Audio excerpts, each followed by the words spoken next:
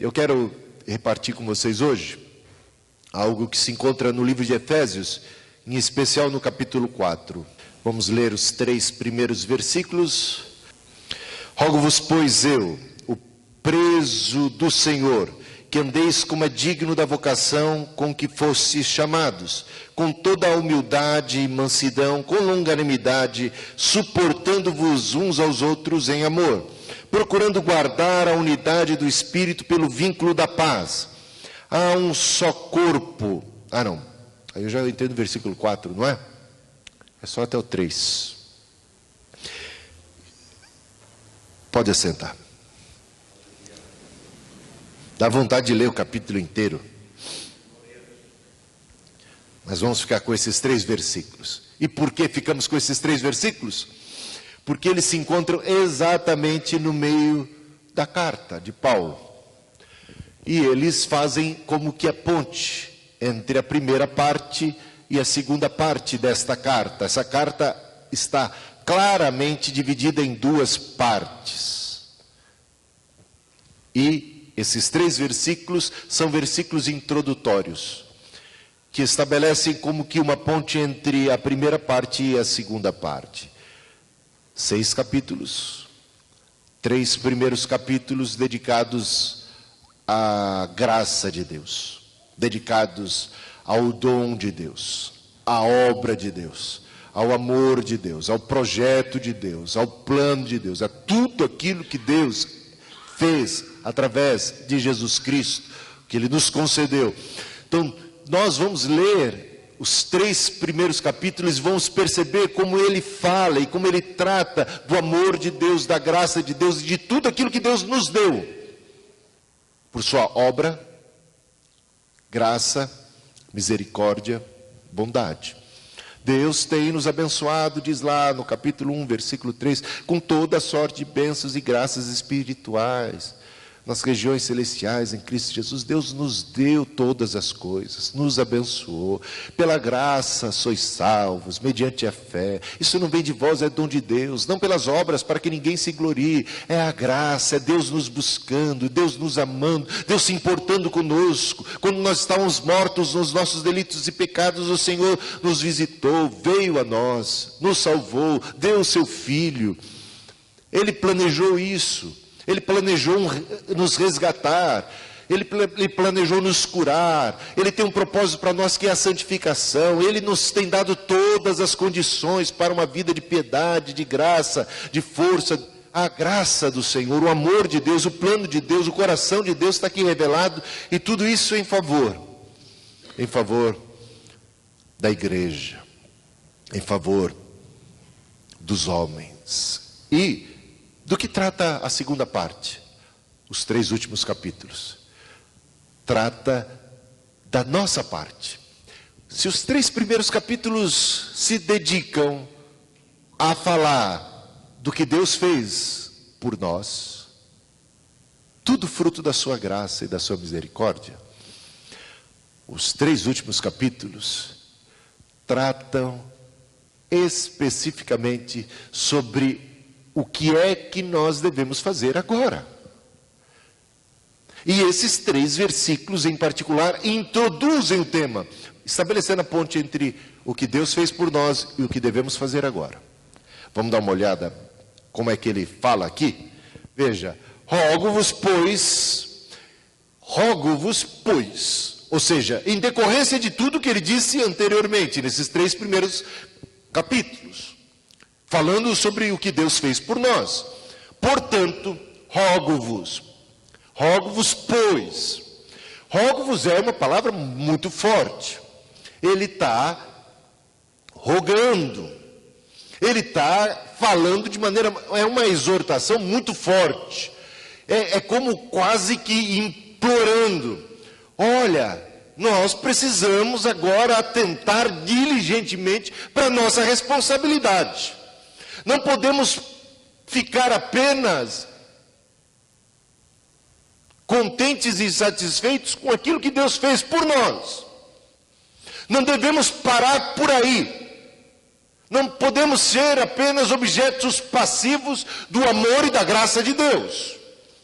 Eu estou agora, em virtude de tudo que Deus fez por nós, por causa de tudo aquilo que Ele nos deu, eu rogo a vocês, eu insto vocês, eu imploro, quase dizendo imploro, é algo que chega muito perto disso. Por favor, atentem, veja só, rogo-vos, pois eu, o preso do Senhor, que andeis como é digno, de maneira digna do Senhor, da vocação. Então a gente pode dizer que os 3 primeiros capítulos tratam da nossa vocação. Rogo-vos, pois, que andeis de maneira digna do chamado, digna da vocação, digna daquilo que Deus fez por você, do chamado que Ele te deu, do amor que Ele te revelou, da graça que Ele manifestou e de tudo que Ele te proporcionou. Que andeis de maneira digna. Agora é conosco, edificando sobre a graça. E a gente observa bem que Efésios 2, capítulo 2, versículo 8 a 10, ele explica que a salvação é pela graça para as obras. Não é? A salvação não é pelas obras, mas a salvação é para as obras.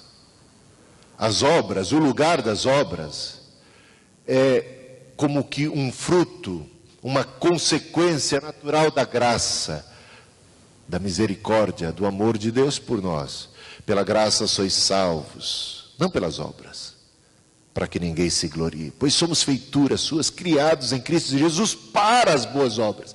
Portanto, as boas obras se veem claramente reveladas nos capítulos 4, 5 e 6, como produto, como fruto, como um resultado natural daquele que anda de maneira digna do Evangelho, daquele que recebeu o perdão gratuito de Deus, daquele que recebeu juntamente com Cristo o Espírito Santo, e juntamente com Ele todas as promessas, deve agora andar de maneira adequada, condizente, deve se adequar, deve perceber que tudo aquilo que Deus fez por nós nos leva a uma grande responsabilidade. Deus tem nos dado uma armadura, Deus tem nos dado o poder do Espírito, Deus tem nos dado de si mesmo, gratuitamente, tem nos batizado, tem nos enchido, tem nos fortalecido, portanto, devemos andar de modo digno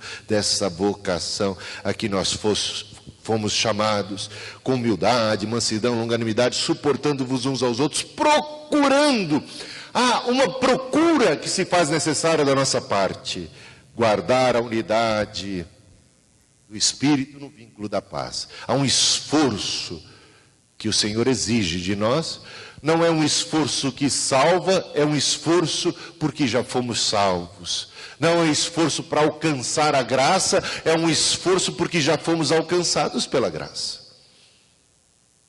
É desenvolver a salvação, que é de graça. Todas as bênçãos e graças espirituais com que fomos contemplados por Deus devem ser agora bem administradas, como Deus que dá o talento. Lembra da parábola do talento? Ele te dá um talento, uma vocação, um chamado, uma bênção, é produto da sua graça. Não fizemos nada para merecer sermos objetos do amor, da graça, e recebemos um talento, ou 2, ou 5, independente do valor desse talento, cada um de nós recebeu um talento, pelo menos. Alguns 2, outros 5. Tudo produto da graça. Agora, quando a gente recebe um talento, olha que tamanha responsabilidade. Devemos agir bem. Lembra da parábola dos talentos? Devemos multiplicar os nossos talentos. Devemos trabalhar os nossos talentos. Devemos valorizar os nossos talentos. Devemos fazer bom uso. Devemos fazer os nossos talentos renderem para o propósito da vocação, do chamado, o que Ele nos deu. Então guarda essa informação. Quando a gente ouve aqui a palavra vocação, e essa palavra vocação tem a ver com a graça e com aquilo que Deus nos deu, dons, talentos, habilidades e todos os recursos e tudo que Ele nos proporcionou, a gente tem que entender que a palavra vocação vem do latim. Entendendo a raiz, a gente vai entender melhor essa questão do que significa vocação. Vem do latim vocare. E se vem do latim, e nós falamos uma língua que também vem do latim, fica bem fácil para nós entendermos. Vocare vem do quê? Vocal, né? É isso mesmo, vocal. Então, vocação tem a ver com vocal. Tem a ver com vocal. E todo mundo sabe o que vocal significa, né?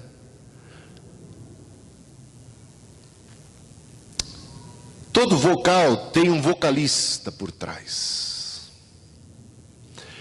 Deus é o vocalista, Deus é o doador da vocação. Essa vocação que temos e que recebemos, todos os dons, todos os talentos, todas as nossas habilidades, mesmo as naturais, quem é o criador da natureza? Deus. Então vem de Deus, é dom de Deus, é dádiva de Deus. Então este vocal tem um vocalista.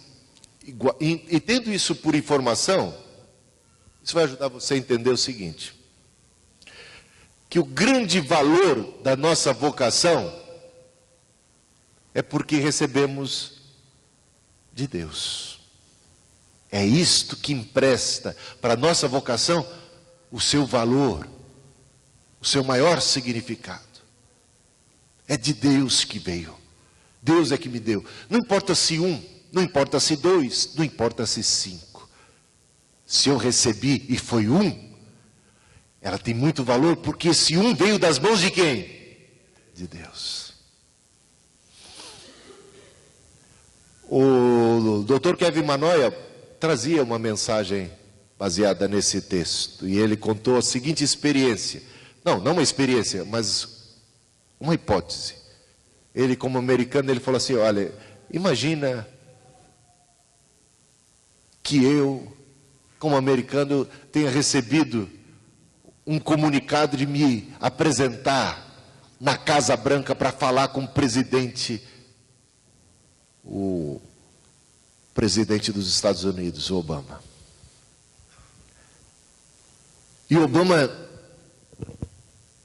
quando conversa comigo, ele me dá uma missão. Você já pensou o valor, o significado de receber uma incumbência, uma missão, que segundo o Obama é estratégica, é muito importante. E se veio dele, só pode ser importante, porque é o presidente dos Estados Unidos quem está dando a missão. Só que no caso, a missão que o Kevin receberia do Obama era de toda terça-feira, das 2 às 3, ir num determinado McDonald's e ali contar quantos Big Macs estão sendo pedidos.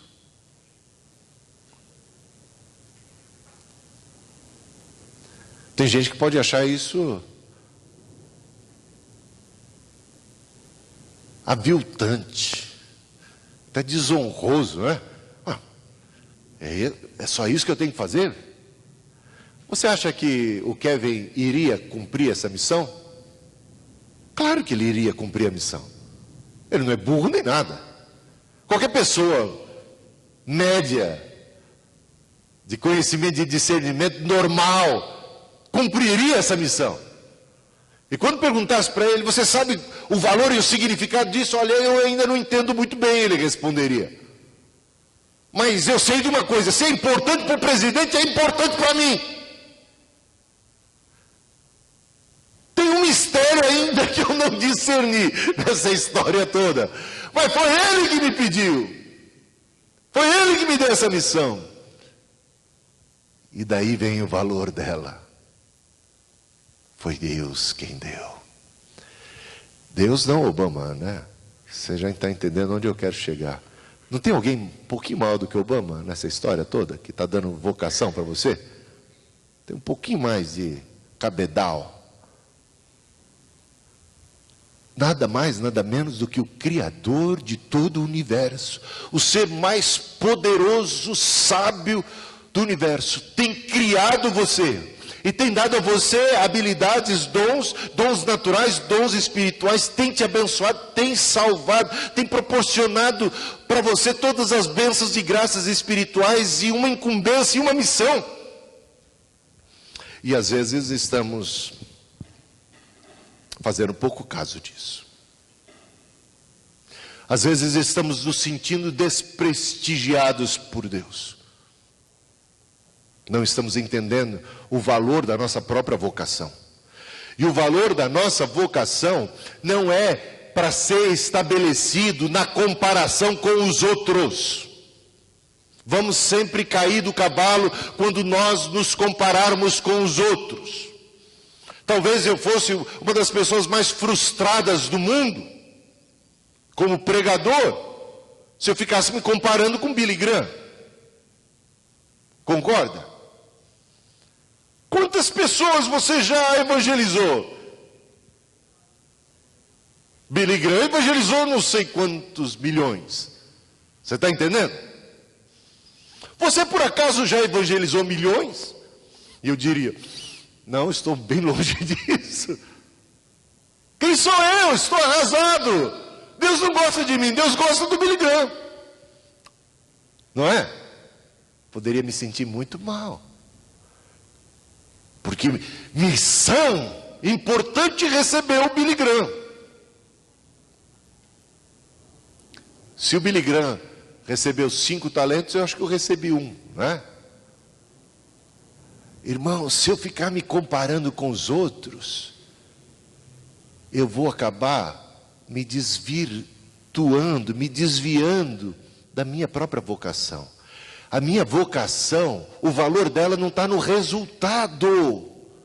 Não está no resultado, não é assim que se mede a vocação de quem quer que seja. Está no doador, está no vocalista.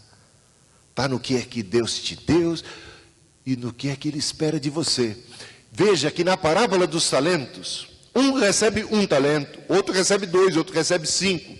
O que recebeu 5 trabalhou o talento, porque talento não pode ficar parado, talento tem que ser colocado em prática, talento tem que ser exercitado, talento tem que ser trabalhado, a gente tem que edificar sobre o talento tem que ser desenvolvido. E ele desenvolveu os 5 que recebeu, multiplicou e no final das contas ele tinha 10, como resultado dos 5 que recebeu. O que recebeu 2? Fez a mesma coisa. O que recebeu 2, multiplicou, trabalhou, desenvolveu o seu talento e rendeu para 4. De 2 foi para 4, de 5 foi para 10, de 2 foi para 4. Qual é o rendimento dos 2? Para quem entende um pouco de matemática, sabe que é 100%. Quem tinha 5, trabalhou nos 5 e desenvolveu e produziu 10. Sabe quando Deus chegou para pedir conta, porque Deus pede conta dos talentos que Ele concedeu para a gente, das habilidades, das oportunidades, de tudo aquilo que Ele nos deu, Ele vai pedir conta. Quando Ele chegou para os 5, para aquele que recebeu 5 e viu que aquele que recebeu 5 multiplicou, trabalhou, desenvolveu e produziu 10 no final das contas, e tinha 10 talentos para apresentar, Ele ficou muito contente. Deus ficou contente e disse, servo bom e fiel, fosses fiel no pouco, sobre o muito te colocarei. Entra no gozo do teu Senhor. O que recebeu 2, multiplicou para 4. E Deus disse a mesma coisa, sem tirar nem pôr nenhuma vírgula, nenhum acréscimo. O galardão, a recompensa, a gratidão de Deus, a dádiva de Deus, o gozo de Deus, o galardão no final das contas, foi idêntico. Porque de 2 foi para 4. Trabalhou de acordo com o talento recebido, desenvolveu o que recebeu, recebe a mesma glória, o mesmo galardão, do que de 5 foi para 10, de 2 foi para 4, recebeu a mesma. O que recebeu 1, deve ter ficado meio por conta com Deus, porque recebeu só 1, né? Diz ele que ficou até com medo de Deus, porque sabe, Deus é severo, então ele resolveu guardar o talento. Ele enterrou o talento. Ele não usou o talento, ele não desenvolveu o talento. Ele não fez nada com o talento. Ele simplesmente preservou o talento. Enterrou o talento. E quando Deus chegou e se apresentou para ele, o Senhor pediu conta e ele, aqui, do jeitinho que o Senhor me deu, sem tirar nem pôr, está aqui o teu talento. Deus vai dizer para ele, nem para você colocar esse talento no banco para render os juros? Nem isso você foi capaz? Você não fez nada, você tinha capacidade. Eu te dei um talento e te dei também tutano. Você sabe o que tutano significa? Eu te dei condições para que você pudesse trabalhar esse talento. Mas você não fez caso do talento. Você simplesmente deixou o talento intacto. Deus ficou bravo. E esse sofrerá muito dano. Bastava que ele fosse para quanto? Para 2. Está entendendo? Não é resultado. Não é corresponder ao talento que Deus te deu. Não é o que os outros estão esperando de você, é o que Deus está esperando de você. Deus conta com você, te deu talento, te deu graça, e você precisa corresponder ao talento de Deus. Tem gente que entende também essa questão de vocação muito errado. Tem gente que valoriza só a vocação. Eu tenho dom, isso é que basta. E não exercita o dom. E não desenvolve o dom. Veja que o apóstolo Paulo está rogando que a vocação da gente seja bem trabalhada.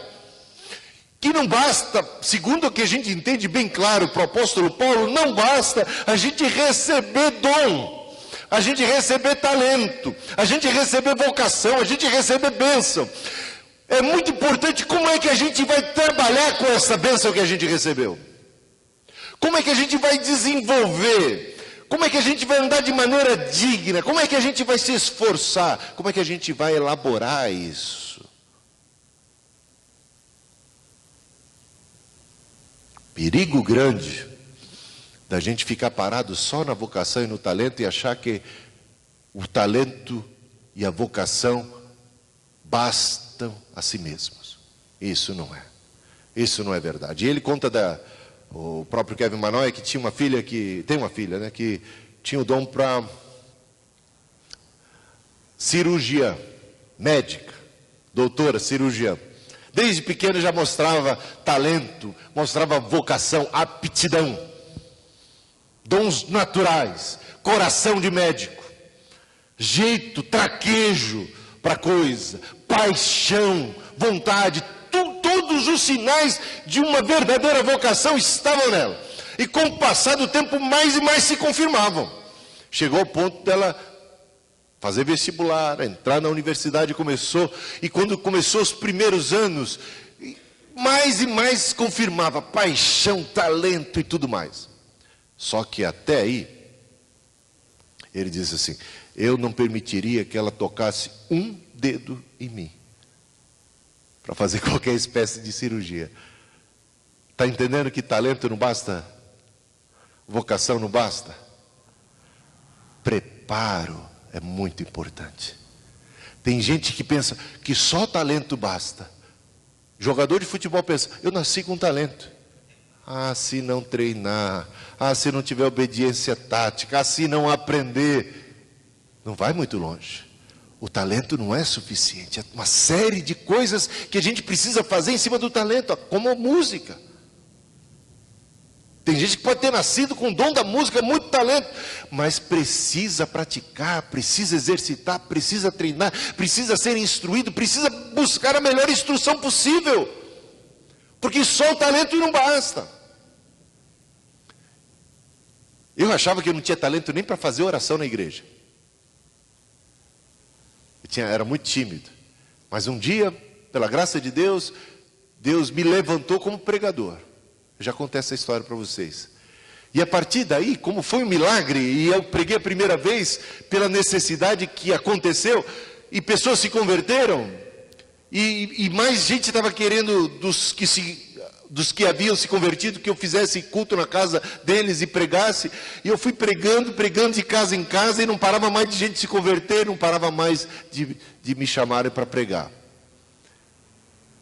Eu comecei a achar que eu tinha agora o talento. Antes eu tinha até vergonha de fazer oração, e agora eu estava me achando já.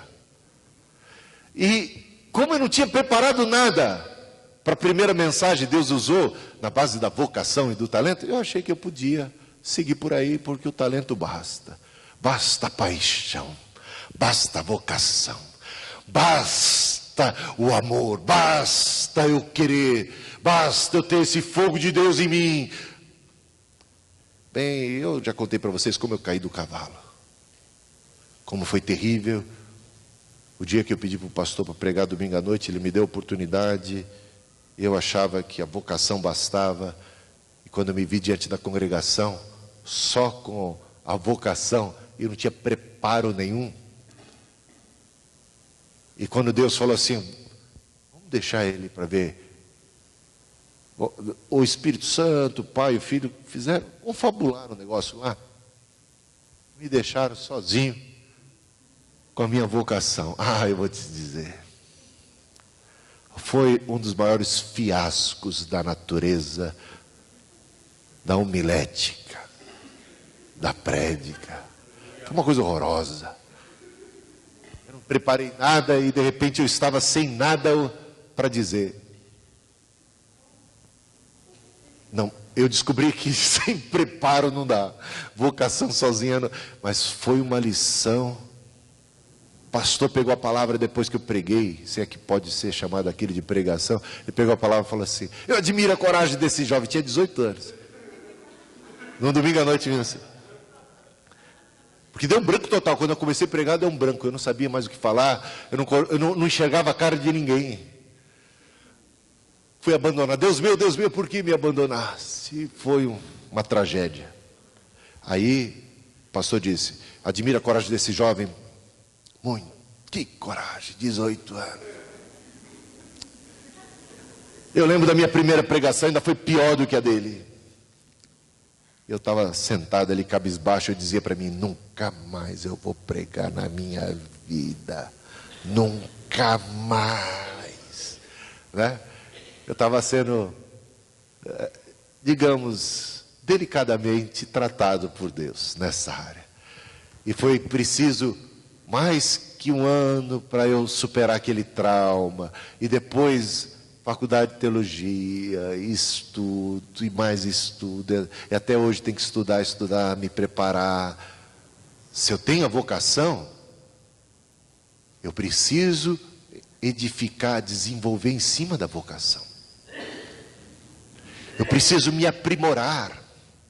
Então agora eu falo para vocês, que são jovens, graças a Deus a filha do Kevin Manoia, um dia se formou, e foram quase 10 anos entre fazer a faculdade e aquelas coisas que você tem que fazer, como que residência e tudo, até poder ter o título de cirurgião, para poder sair cortando as pessoas. A gente viu aí um maluco esses dias aí, apareceu na televisão, um negócio horrível. O cara era açougueiro, achou que tinha uma habilidade na faca e saiu dando golpe nas pessoas, dizendo que era cirurgião plástico. Fazendo miséria, né? Não passou aí na televisão esses dias. Então não basta. Pode ser que ele tenha até a vocação, mas não treinou, não estudou, não se preparou. Não vai ser, não basta. E aí é o seguinte, Deus está te dando uma série de coisas, habilidades, vocação, você tem uma aptidão. Você tem que às vezes descobrir qual é. E quando você descobre a sua vocação, você não tem que ficar satisfeito. Porque descobrir a sua vocação é só a metade da coisa. Saber que Deus te deu tudo isso, você chega ao terceiro capítulo da carta. Tem mais 3 capítulos depois dizendo tudo o que a gente tem que fazer em virtude dessa vocação, para andar de modo digno, O que nós não temos que fazer, como é que nós não devemos nos comportar, como é que nós devemos agir, como é que nós devemos agir como cristãos. Então, ser cristão não é alguma coisa apenas da obra de Deus na nossa vida. Porque sem a obra de Deus na nossa vida, a gente não podia nada. Por isso nós já temos 3 capítulos dedicados à obra de Deus na nossa vida. Mas eu não posso ficar acomodado. Depois que Deus me deu isto, me deu as Escrituras, eu tenho que ler. Deus, o seu Espírito Santo tem que me encher. Enchei-vos do Espírito Santo. Não de cachaça. O Papa falou bem. Cuidado com a pinga. Enchei-vos do Espírito Santo. Ele te deu o Espírito Santo, encha-se do Espírito Santo. Como? Falando entre vós em salmos, hinos e cânticos espirituais. Se tinha uma coisa que eu e a Cristina nutrimos desde que a gente casou, é que na nossa casa a gente louvava a Deus. Ou ela está cantando, ou a gente estava louvando com algum hino. Então, louvores, palavra de Deus, a leitura, a edificação. Quero ser cheio do Espírito Santo, fechei a Bíblia. A fé vem pelo ouvir, ouvi a palavra de Deus, de repente me sinto estranho porque não estou com muita fé. Mas caramba, você fechou a Bíblia. Você não lê a Bíblia, você não busca isso cotidianamente, há algo que você tem que fazer. Deus te deu a Bíblia como uma dádiva, como um dom, e você não está fazendo bom uso. Deus te deu o Espírito Santo e você não está tendo comunhão com Ele. Deus te deu aptidões naturais, vocação. Nem todo mundo aqui vai ser pastor. Porque tem gente que também interpreta. A minha vocação tem que ser de pastor para eu poder realmente servir a Deus. Calma, cada um recebeu uma vocação. O que todos nós temos que ser é bons cristãos. Isso todos nós. Estou olhando lá um corintiano lá atrás. Não é? Corintiano, ande de modo digno do Evangelho. Palmeirense é que está falando aqui. Do mesmo jeito que eu, como palmeirense, tenho que andar. Deus tem uma vocação para o Emerson. Tem uma vocação para a vida do Marcos, para da minha mãe, do meu pai, para o Juan, para todo mundo que está aqui, para a Irade que está lá atrás, para o Marcelo, para o Marcos que está se achegando agora na igreja, está lá no último, ele senta lá no último banco. Marcos. Daqui a pouco vai chegando mais perto. Tem medo, as pessoas que sentam lá atrás têm medo do pastor, né? Não, o Marcos é chegado. Mas eu estou dizendo assim, Deus tem um plano na nossa vida. Tem uma coisa bonita, um projeto. Só que eu vou dizer uma coisa que eu garanto para vocês. Não vai acontecer automaticamente. Não vai acontecer contra a nossa vontade. Tem coisas que vão deixar de acontecer simplesmente porque ficamos de braços cruzados ou porque enterramos o nosso talento.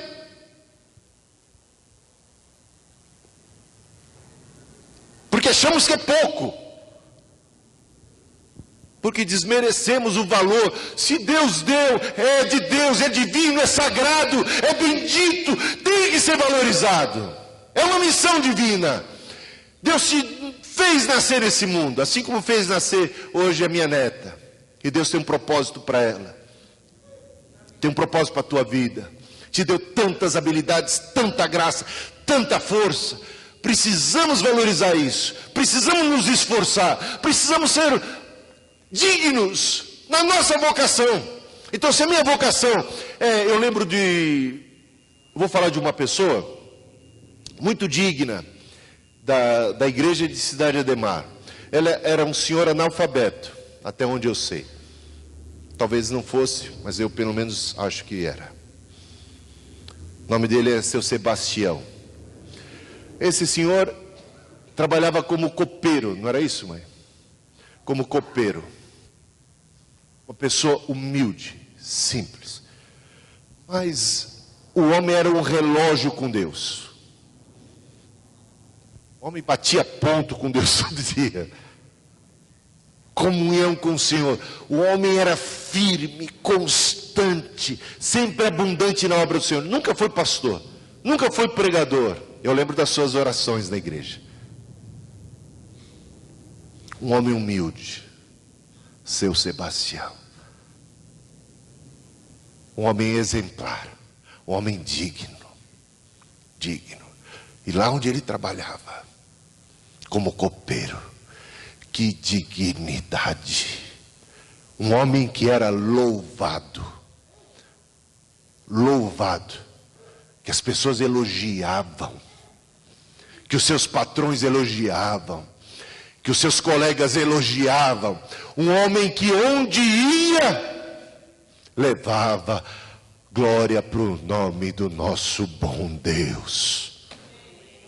Pode você fazer o mesmo? Pode você o melhor pedreiro, o mais digno possível, o melhor servente, o mais digno possível, o melhor gari, o mais digno possível.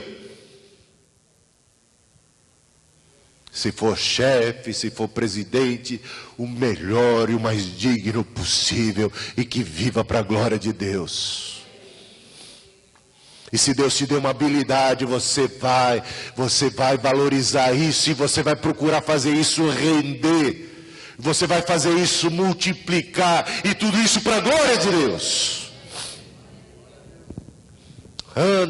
Rogo-vos, isso aqui não é pouco, rogo-vos como preso do Senhor, está na cadeia quando escreve isso.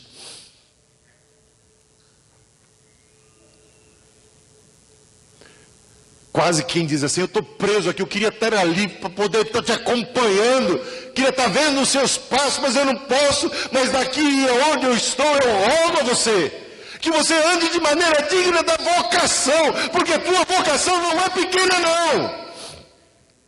E Deus tem te dado todas as condições e graças para você viver uma vida bendita, uma vida que vale a pena ser vivida.